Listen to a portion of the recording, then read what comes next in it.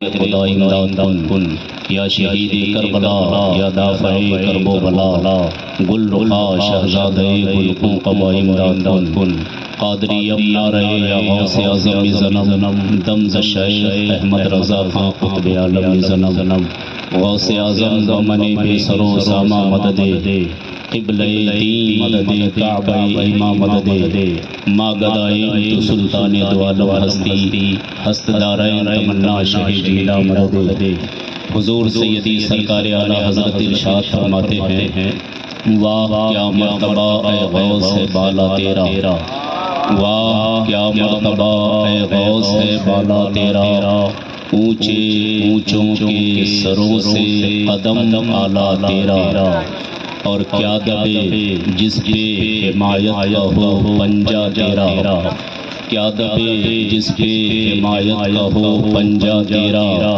شیر کو خطرے میں لاتا نہیں کتا تیرا، اور یا رسول اللہ تیری سرکار میں جو لاتا ہے رضا اس کو شفیع، جو میرا غوث ہے اور لاڈلا بیٹا تیرا۔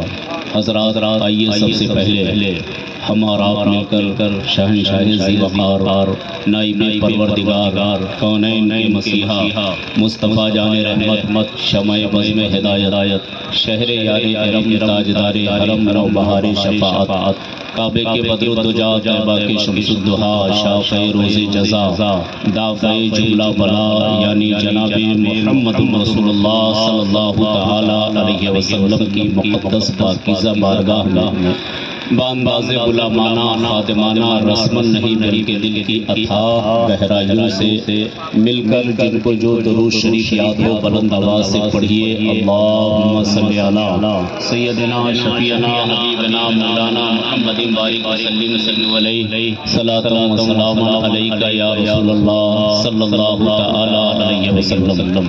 حضرات یہ ہماری اور آپ کی مشترکہ خوش نصیبی ہے، اللہ رب العزت کا بے پناہ فضل و کرم ہے کہ ہم اور آپ ہر سال کی طرح اس سال بھی اللہ کے ایک نیک بندے کی مزار کے پاس بیٹھ کر ایسی مبارک اور مسعود تاریخ میں بیٹھے ہیں جس تاریخ کو نسبت ہے محبوب سبحانی قطب ربانی شہباز لامکانی سیدنا شیخ عبد القادر محی الدین جیلانی رضی اللہ تعالی عنہ کی ذات بابرکات سے۔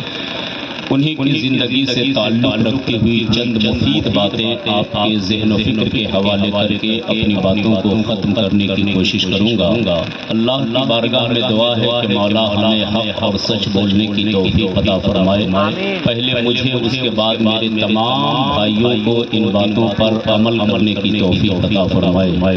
کسی کہنے والے کا بڑا پیارا خیال جہاں چاہے چلا جاتا ہے دیوانہ محمد کا، جہاں چاہے چلا جاتا ہے دیوانہ محمد کا، بلا خوف و خطر رہتا ہے مستانہ محمد کا، جہاں چاہے چلا جاتا ہے دیوانہ محمد کا، بلا خوف و خطر رہتا ہے مستانہ محمد کا۔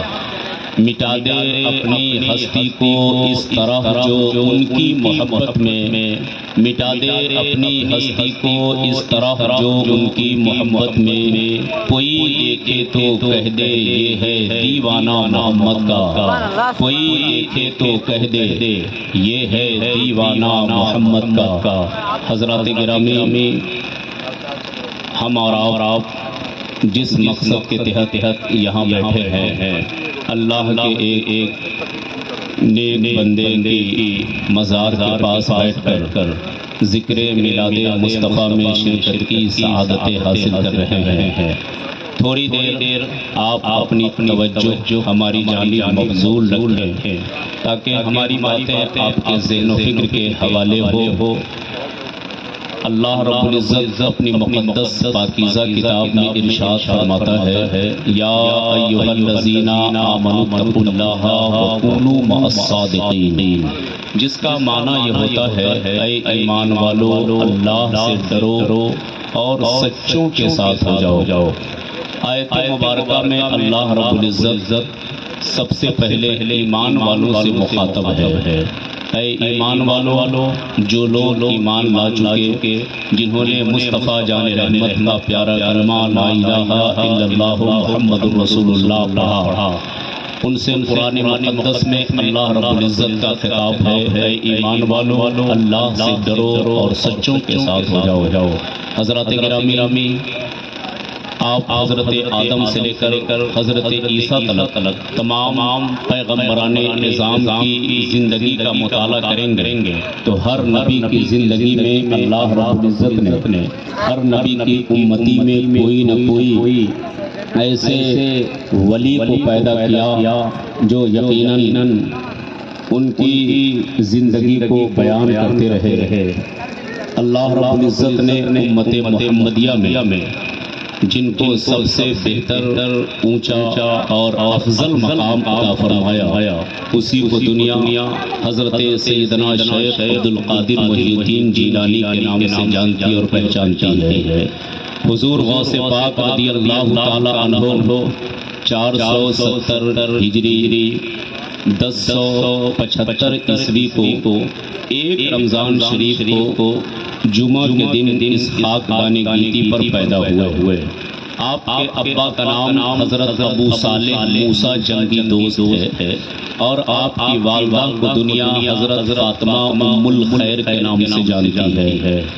آپ اپنے ابا کی طرف سے امام حسن کی اولاد ہیں اور والدہ کی طرف سے آپ کا شجرہ نسب امام حسین سے ملتا ہے۔ آپ جس خاندان میں پیدا ہو رہے ہیں، اللہ رب العزت اس خاندان کو بڑا عظیم مرتبہ پہلے ہی سے عطا فرمایا ہے۔ چنانچہ جب آپ اس کی تاریخ پڑھیں گے تو دل کی دنیا میں انقلاب برپا ہوتا ہے۔ آپ کے والد گرامی کا ٹائٹل ہے جنگی دوست۔ یہ جنگ سے بڑی محبت کیا کرتے تھے، ہمیشہ سالوں بھر روزہ رکھتے اور روزے کی حالت میں دشمنوں سے جنگ کیا کرتے، اس لیے ان کو لوگ جنگی دوست کہتے تھے۔ اللہ کے یہ مقدس ولی اتنے پارسا، اتنے متقی اور اتنے پرہیزگار تھے کہ تاریخ بتاتی ہے اسی روزے کی حالت میں شام کا وقت آیا، سورج غروب ہو رہا ہے، افطار کا وقت بالکل قریب ہے۔ اللہ کا یہ نیک بندہ سوچ رہا ہے رب کی جانب سے کوئی حلال چیز مل جائے جس سے میں اپنا روزہ افطار کروں۔ اسی نیت سے آپ ایک دریا کے کنارے پہنچتے ہیں۔ اللہ اکبر، دریا کے پانی سے جیسے ہی آپ افطار کرنا چاہ رہے ہیں، ایک خوبصورت سا سیب بہتا ہوا اسی دریا میں آتا ہے۔ افطار تو کر لیتے ہیں لیکن تقوی کا لحاظ یہ تھا، دل نے کہا ہے ابو صالح تم نے بہت غلط کام کیا، پتہ نہیں سیب کس مالک کا تھا، اس کو اجازت کے بغیر کھا لیا، یہ تقوی کے خلاف بات ہے۔ جیسے ہی یہ خیال دل میں آیا، اللہ اکبر، جس سمت سے پانی آ رہا تھا اس کے مخالف سمت ابو صالح چلے ہیں۔ کچھ دور آپ جیسے ہی سفر کیا دیکھتے کیا ہیں، ایک خوبصورت سا باغیچہ ہے، اس باغیچے میں پکے پکے سیب اس پانی پہ جھول رہے ہیں۔ غمان غالب یہ ہوا میں نے جو سیب کھایا ہے وہ میرا یقین کہہ رہا ہے اسی باغیچے کا تھا۔ اندر داخل ہوئے، ایک نوکر باغیچے کی دیکھ بھال میں لگا ہوا تھا۔ اللہ اکبر، اللہ کا یہ مقدس نیک بندہ بالکل ہاتھ باندھے اس کے سامنے کھڑا ہے۔ اے بھائی، اس باغیچے کے مالک کیا تم ہی ہو؟ نہیں، میں نہیں ہوں، میں تو دیکھ بھال کرتا ہوں، آخر اس کا مالک کون ہے؟ بات کیا ہے؟ کہا ایک غلطی کی معافی کے لیے آیا ہوں۔ حضرات تاریخ بولتی ہے اس نوکر نے مالک کا پتہ بتایا۔ اللہ اکبر، مالک بھی کوئی عام آدمی نہیں تھا، کوئی چلتا پھرتا شخص نہیں تھا، اس باغیچے کا مالک بھی اتنا پارسا، وہ تقوی کا امام جس کو دنیا عبداللہ سمئی کے نام سے جانتی ہے۔ دروازے پر پہنچے، دستک ہوئی، دروازہ کھولا، ولی کو ترنت پہچانتا ہے، عالم کو فوراً پہچانتا ہے۔ دروازہ کھلا، ایک نگاہ عبداللہ سمئی کی پڑی ہے اور ابو صالح کو پہچان لیا۔ کہا بول بیٹا آیا کس لیے ہے؟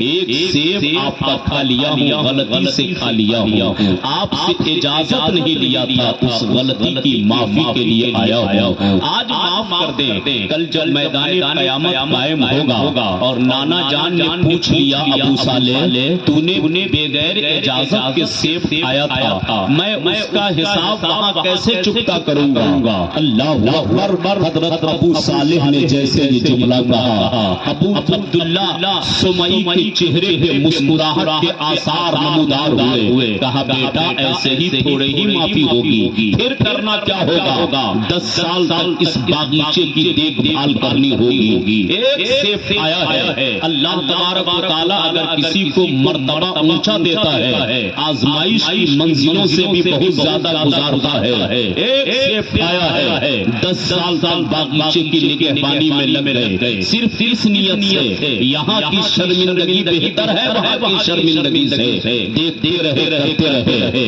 10 سال جب مکمل طور سے پورے ہوئے، پھر کھڑے ہیں عبداللہ سمئی کی بارگاہ میں، حضور غلطی کو معاف کر دیا جائے، ایسے تھوڑے ہی ہوگا، 2 سال اور خدمت کرنی ہوگی۔ عبداللہ سمئی کے ذہن و فکر میں یہ بات تھی، جو جس تقوی کے نہج پہ میں پہنچا ہوں مکمل اس کو جامع محبت دلا دوں، تاکہ یہ جائے تو جامع محبت سے سرشار ہو کر جائے۔ اللہ اکبر۔ حقیقت میں ایک بہانہ باغیچے کا ہے، لیکن باغیچے کی خدمت کے ذریعے ایک وحدت کا جام پلایا جا رہا ہے۔ عبداللہ سمئی ہیں، 12 سال پورے ہو گئے، پھر ابو صالح عبداللہ سمئی کے پاس حاضر ہیں، حضور اب تو غلطی معاف کر دیجئے، 12 سال سے آپ کے باغیچے کی دیکھ بھال کر رہا ہوں، کہا ایسے ہی تھوڑے ہی ہوگا، پھر کیا ہے؟ کہا ایک اور میری آخری شرط ہے، میرے گھر میں ایک بیٹی ہے، اس سے تمہیں شادی بھی کرنی ہوگی، لیکن اس بیٹی کی کنڈیشن یہ ہے وہ آنکھوں سے اندھی ہے، کان سے سنتی نہیں ہے، زبان سے بولتی نہیں ہے، وہ زبان سے گونگی بھی ہے، پاؤں سے لنگڑی بھی ہے، ہاتھ سے لولی بھی ہے۔ عبداللہ سمئی اپنی بیٹی کا حلیہ بیان کر رہے ہیں، اللہ اکبر۔ حضرات تاریخ بولتی ہے حضرت عبداللہ سمئی نے جب کنڈیشن بیان کیا تو ابو صالح یہ نہیں کہتے ہیں ایک سیب ہی تو کھایا ہے، 12 سال خدمت بھی کروا لیا، اور ایسی اپاہج بیٹی سے کون شادی کرے گا؟ نا، ایسا کوئی خیال دل میں نہیں آیا۔ دل نے کہا ابو صالح ارے کل قیامت کے میدان کی شرمندگی سے بہتر ہے تو یہ قبول کر لے۔ اللہ اکبر۔ ہاں میں جواب دیا۔ پھر وہ وقت آیا جب حضرت ابو صالح کا نکاح ام الخیر فاطمہ سے ہوا، شادی کی پہلی رات ہے، حضرت ابو صالح ابھی اپنی دلہن کے کمرے میں جیسے ہی داخل ہوتے ہیں ایک پیاری سی آواز آتی ہے، السلام علیکم ورحمۃ اللہ۔ آگے قدم بڑھایا ہے، استقبال کے لیے وہ اٹھ کھڑی ہوئی ہے، الٹے قدم پیچھے آئے عبداللہ سمئی کی بارگاہ میں، اے عبداللہ سمئی کیا آپ میری عبادت کو برباد کرنا چاہتے ہیں؟ کیا مطلب؟ آپ نے تو کہا تھا میری بیٹی بولتی نہیں ہے، لیکن سب سے پہلے اس نے خوبصورت سے آواز میں سلام کیا ہے، چلتی نہیں ہے، مجھ کو دیکھ کر استقبال کے لیے کھڑی ہو گئی۔ اللہ اکبر۔ حضرات عبداللہ سمئی مسکرائے، کہا بیٹا میرے کہنے کے معمے کو تو نہ سمجھ سکا، میں نے جو کہا تھا اس میں راز پوشیدہ ہے۔ کیا راز ہے؟ میرے کہنے کا یہ مطلب نہیں تھا کہ وہ ظاہری اعتبار سے اس کے اعضاء مفلوج ہے، ایسی کوئی بات نہیں ہے۔ بات یہ ہے میں نے اس کو اس طریقے سے اسوہ حسنہ کے سانچے میں ڈالا ہے، میری بیٹی بولی ہے تو اللہ و رسول کا فرمان بولی ہے، سنی ہے تو مصطفیٰ کے نام کا ورد سنی ہے، چلی ہے تو مصطفیٰ کے احکام کے مطابق چلی ہے، اس اعتبار سے دنیاوی اعتبار سے میں نے اس کو مفلوج کہا ہے۔ حضرات جب زمین ایسی ہوتی ہے اور جب شوہر ابو صالح جیسا ہوتا ہے، دونوں کا ملن ہوتا ہے، اللہ اکبر۔ عمر 35 سال نہیں ہے، 60 سال کی حضرت ام الخیر فاطمہ کی پہنچی ہے۔ ابو صالح کا ملن جب حضرت ام الخیر فاطمہ سے ہوتا ہے، اس گود میں اللہ تعالیٰ وہ خوبصورت سا چاند عطا کرتا ہے، اسی چاند کو دنیا محی کے نام سے جانتی ہے، جن کے بارے میں اللہ کہتے ہیں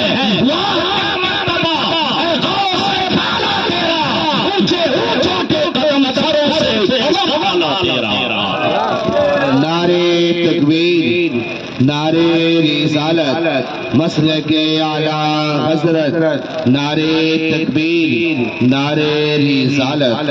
حضرات، حضرت غوث پاک رضی اللہ تعالیٰ عنہ کی آپ اگر کسی بچے کو شریف دیکھیں تو یقیناً آپ یہ سمجھیں کہ اس کا بیک گراؤنڈ بھی، اس کے ماں باپ بھی بڑے اچھے ہوں گے۔ اس لیے شادی بیاہ میں اللہ کے پیارے رسول نے ارشاد فرمایا، بلکہ قرآن مقدس کی آیت مبارکہ بھی ہے، نساؤکم حرث لکم، یہ بیویاں تمہارے لیے کھیتی ہے، کھیت جیسی ہوتی ہے نا، فصل بھی ویسے ہی نکلتی ہے۔ اب آپ چاہیں تو اپنے یہاں سیب کی پیداوار نہیں کر سکتے ہیں، سیب ہوں گے لیکن جو کنڈیشن کے سیب کشمیر میں ہوتے ہیں وہ آپ کیا نہیں ہو سکتے ہیں۔ بہار اور بنگال کی زمین دھان اور گیہوں کے لیے ہی جانی جاتی ہے، کشمیر کی سرزمین سیب اور انار کے لیے ہی جانی جاتی ہے، مہاراشٹر کی سرزمین سے کپاس ہی نکلتے ہیں۔ جو زمین جیسی ہوتی ہے وہاں سے اسی طرح کا فصل نکلتا ہے۔ اس لیے اگر ہمیں معاشرہ اچھا چاہیے تو اچھی زمین یعنی اچھی لڑکی کا انتخاب کرنا ہوگا۔ حضرات گرامی، بات حضور غوث پاک کی چل رہی ہے۔ حضرت سیدنا غوث پاک اس وقت پیدا ہوئے جب آپ کی ماں کی عمر 60 سال ہے۔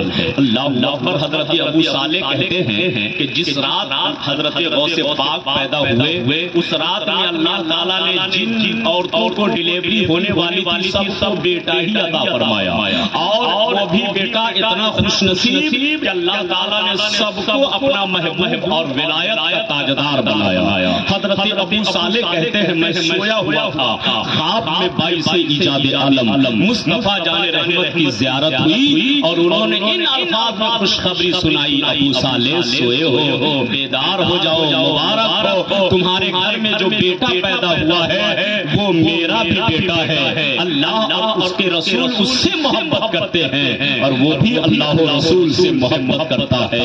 حضرات گرامی، حضرت سیدنا ابو صالح رضی اللہ تعالی عنہ کہتے ہیں میرا بیٹا جب پیدا ہوا تو ان کے شانے پر یعنی ان کے کاندھے پر مصطفیٰ جان رحمت کے قدم کے نشان موجود تھے، نقش پائے مصطفیٰ موجود تھے۔ پیدا ہوئے نقش پائے مصطفیٰ کہاں سے آ گئے؟ حضرات ذرا ذہن کو قریب کیجئے تو میں آپ کو ایک بات بتاؤں۔ حضور سیدنا اعلیٰ حضرت فتاوی افریقہ کے حوالے سے ایک واقعہ نقل کرتے ہیں۔ ہمارے اور آپ کے آقا سید عالم صلی اللہ تعالی علیہ وسلم ہے، وہ معراج کی خوبصورت رات ہے، رحمت و انوار کی برسات ہے، جبریل کا ساتھ ہے، واہ کیا بات ہے، جنتی سواری براق حاضر ہے۔ حضرت جبریل کہتے ہیں یا رسول اللہ یہ جنتی سواری براق ہے، اس پہ آپ سوار ہو جائیے، اللہ تعالیٰ آپ کی زیارت کا مشتاق ہے۔ آقا کریم جیسے ہی براق کے قریب ہوئے ہیں، براق حاضر خدمت ہے، اپنے دونوں پاؤں کو جوڑ لیتا ہے، کہتا ہے آقا میں تو آپ کا غلام ہوں، آپ پہ سوار ہو جائیے، لیکن ایک وعدہ میں آپ سے لینا چاہتا ہوں، بولو کیا کہنا چاہتے ہو؟ کہا جب کل میدان قیامت قائم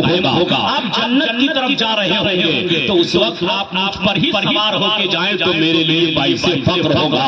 اللہ کے رسول فرماتے ہیں ٹھیک ہے، اللہ اکبر، لیکن پھر براق آگے کہتا ہے یا رسول اللہ آپ مجھ کو اپنی غلامی میں لے لیجئے، لیکن غلام کی یہ شان ہوتی ہے جو جس کا نوکر ہوتا ہے اس کے گلے میں اس کے مالک کا پٹا ہوتا ہے، اس کے مالک کی نشانی ہوتی ہے۔ آپ اپنے ہاتھ سے یا انگشت مبارک سے میرے گردن میں کوئی نشانی لگا دیجئے تاکہ میدان محشر کی اس بھیڑ میں جہاں ہزاروں لاکھوں اربوں خربوں سواری ہوگی میں پہچانا جاؤں کہ یہ مصطفیٰ جان رحمت کا غلام ہے۔ اللہ کے پیارے رسول کے دریائے رحمت میں جوش اٹھا، مصطفیٰ جان رحمت کی رحمت والی انگلی ہے، براق کے گردن پہ گھوم گئی، براق کے گردن پہ جیسے ہی نشان لگنا تھا اللہ اکبر، براق خوشی سے اچھلا، خوشی سے جھوما، اتنا جھوما کہ 40 ہاتھ اونچا ہو گیا۔ اللہ کے رسول تھوڑی دیر ٹھہر جاتے ہیں، اسی آسنا میں سیدنا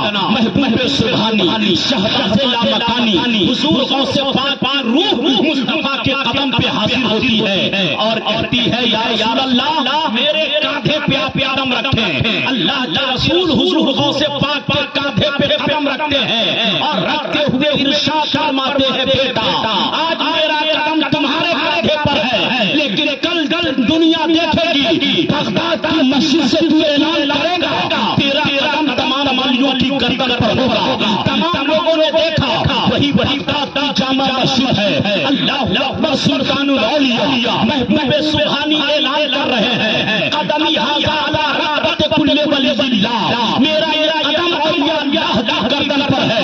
जो वली मशरिक में थे, जो वली मगरिब में थे, जो वली शिमाल में थे, जो वली जनूब में थे, जो वली मांगे शिकम में थे, जो वली पाक पुष्ट में थे, जो वली आलिम अरवाह में थे, कहते हैं तेरा कदम मेरी गर्दन पर नहीं है बल्कि सर पर भी है, आंख पर भी है। अल्लाह अकबर जब इस वाक़या पे नजर पड़ी है, हुजूर मुर्गी आज़म पुकार कर रहते हैं, या सैयदना गौस, ये दिल ये है, ये सर है, जहां चाहो रखो कदमों से आज़म। सुभान अल्लाह, सुभान अल्लाह, सुभान अल्लाह, वाह वाह अकबर हज़रात, ये शान हुजूर गौसे पाक की है। हम आप जिनकी याद में बैठे हैं, जो दिल की याद मना रहे हैं, अल्हम्दुलिल्लाह अल्लाह तबारक व तआला ने उनको वो मर्तबा अता फरमाया है। हुजूर गौसे पाक कहते हैं जिनकी दुआ कभी कबूल ना हो, वो बगदाद की मस्जिद की मिट्टी उठा के दुआ करे, अल्लाह ताला उनकी दुआ को कबूल कर लेता है। जो खाने काबा न देखा वो मेरा गुंबद देख ले। अल्लाह अकबर, हुजूर सैयदना गौसे पाक है, बचपने की उम्र है। अल्लाह अकबर हज़रात गिरामी, और वालिदा के लिए एक ही सहारा है। कुछ दिनों के बाद आपके वालिद का साया भी सबसे उठ गया है। उम्र 4 साल हुजूर गौसे पाक की है। वालिदा मोहतरमा ने सोचा कि बेटे को मकतब में ले जाऊं और पढ़ाई की शुरुआत कर दूं। तारीख बोलती है पहली मर्तबा बिस्मिल्लाह खाने के लिए हुजूर गौसे पाक रज़ियल्लाहु ताला अन्हु गए हैं। अल्लाह अकबर, उस्ताद गिरामी ने कहा बेटा पढ़ बिस्मिल्लाहिर्रहमानिर्रहीम और बिस्मिल्लाहि मिनश शैतानिर रजीम पढ़ा, बिस्मिल्लाहिर्रहमानिर्रहीम पढ़ा है। हज़रात अल्हम्दुलिल्लाह खत्म हुआ, अलिफ लाम मीम खत्म हुआ, तीसरा चौथा पांचवा पारा खत्म हुआ, 18 पारे हुजूर गौसे पाक ने ज़बानी उस्ताद को सुना दिए। उस्ताद कहते हैं बेटा पढ़ने आया है कि पढ़ाने आया है? अल्लाह अकबर, हुजूर गौसे पाक रज़ियल्लाहु ताला अन्हु है, उम्र 4 साल है, 18 पारे ज़बानी सुना दिए। हुजूर गौसे पाक रज़ियल्लाहु ताला अन्हु से उस्ताद ने जब पूछा तो कहा हुजूर बात ये है मेरी वालिदा को ये 18 पारे ज़बानी अज़बर याद है। वो झाड़ू लगाती है, कुरान की तिलावत करती है, सब्जी बनाती है, कुरान पढ़ती थी, वो अपने कपड़े धोती थी, कुरान मुक़द्दस की तिलावत करती थी। अय्यामे हमल में मेरी माँ ने 18 पारे को इतना पढ़ा कि मैंने माँ के पेट में सुन कर उन 18 पारों को याद कर लिया। अल्लाह अकबर हज़रात गिरामी, वो हुजूर गौसे पाक रज़ियल्लाहु ताला अन्हु है, उनकी कोई क्या शान बयान करे। अल्लाह अकबर हज़रात गिरामी, वही सैयदना गौसे पाक रज़ियल्लाहु ताला अन्हु है।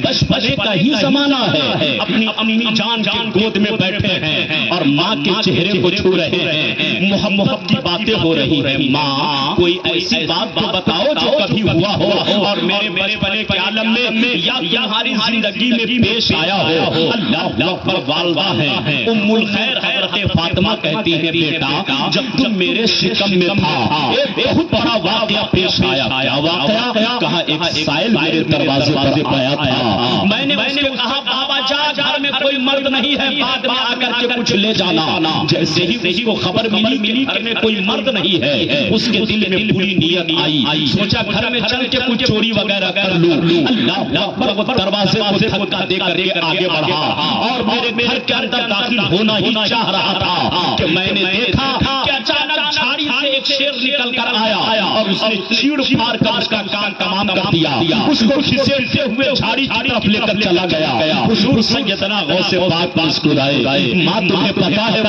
आने वाला शेर कौन था? ना बेटा मुझे तो पता नहीं है। हुजूर गौसे पाक रज़ियल्लाहु ताला अन्हु कहते हैं मेरी माँ वो शेर बनकर आने वाला दूसरा कोई नहीं था, वो तेरा बेटा अब्दुल कादिर ही तो था। अल्लाह अकबर, जो माँ के शिकम में रह करके माँ की हिफाजत कर रहे हो, क्या वो आज कब्र अनवर में रह करके हम गुलामों को नहीं देख रहे होंगे? वल्लाह जरूर देख रहे होंगे। तभी तो कहने वाले ने कहा था जहाँ चाहे चला जाता है दीवाना मोहम्मद का, बिला खौफ खतर रहता है मस्ताना मोहम्मद का। मिटा दी ہستی کو اس طرح جو ان کی محبت میں کوئی دیکھے تو کہہ دے یہ ہے دیوانہ محمد کا. حضرات آپ کو پتا ہے بڑی آسانی کے ساتھ ان کی کرامتوں کو ہم سنا کرتے ہیں. حضور غوث پاک کہتے ہیں ولایت ہماری خوٹی میں ٹنگی رہتی ہے، میں جسے چاہتا ہوں اتار کے دے دیتا ہوں اور جسے چاہتا ہوں اس کی چھین کے رکھ دیتا ہوں. حضور غوث پاک رضی اللہ تعالیٰ عنہ کو اللہ تعالیٰ نے مال و دولت سے بھی اتنا نوازا تھا کہ جس خوٹی میں بگڑی آپ کی بگڑی تھی وہ سونے کی ہوا کرتی تھی. اب آپ دولت کا کوئی کیا اندازہ لگا سکتا ہے، لیکن اتنے بڑے دولت مند اللہ اکبر، لیکن اللہ خوف ایسا ایک ایسا ہوا، ایک باہر کا بہت بڑا بزنس مین بہت خوبصورت سا کپڑا تیار کیا اور اس نیت سے تیار کیا کہ اس کو لے کر کے بادشاہ کے دربار میں جائیں گے، انعام و اکرام ملے گا، زندگی خوشحالی کے ساتھ گزرے گی. لیکن وہ کپڑا اتنا قیمتی تھا کہ کوئی بادشاہ اس کی قیمت نہیں دے سکا. روتا ہوا حضور غوث پاک کے مدرسے کی جانب سے جا رہا تھا. آواز حضرت غوث پاک کے کان سے ٹکرائی. اللہ اکبر، جن کے نانا جانوروں کا رونا برداشت نہ کر سکتے ہوں، ان کی دہلیز سے پلا ہوا اللہ اکبر، ان کی نسب سے تعلق رکھتے ہوئے ہیں. اللہ اکبر، کیسے یہ برداشت ہو سکتا ہے؟ کہا میرے غلاموں دیکھو تو صحیح باہر ہے کون؟ اللہ اکبر، حضرات گرامی جیسے ہی باہر نظر دوڑائی ہے، دیکھا یہ جاتا ہے ایک تاجر ہے جو غم زدہ آنکھوں سے جا رہا ہے. بھائی شہر بغداد سے ایسے کیوں جا رہے ہو؟ کہا کیا بتاؤں، ایک دن کپڑا تیار کروایا تھا تاکہ کوئی بادشاہ خریدے گا تو زندگی خوشحالی کے ساتھ گزرے گی. ہوا کیا؟ کہا اتنا مہنگا ہے کوئی لینے کے لیے تیار نہیں ہے. حضور غوث پاک نے بلایا ادھر آ. ایک سے ایک سونار کو بلائے گئے، ایک سے ایک جو سونے میں مہارت رکھتے تھے، جو سونے کی قیمتوں کو اچھی طرح بتا سکتے تھے، ان کو بلایا گیا اور اس کی قیمت لگائی گئی. تو اس وقت تاجروں نے اس کی قیمت لگائی. اس کپڑے کو بچھا دیا جائے اور اس میں جتنا سونے کا سکہ اٹے اس پہ رکھ دیا جائے، یہ اس کی قیمت ہے. حضور غوث پاک رضی اللہ تعالیٰ عنہ ہیں، آپ غلاموں کو کہتے ہیں اس کو خرید لیا جائے. سونے کے سکے سے اس کپڑے کو بھر دیا گیا. تاجر خوش ہوا، اپنے گھر چلا گیا.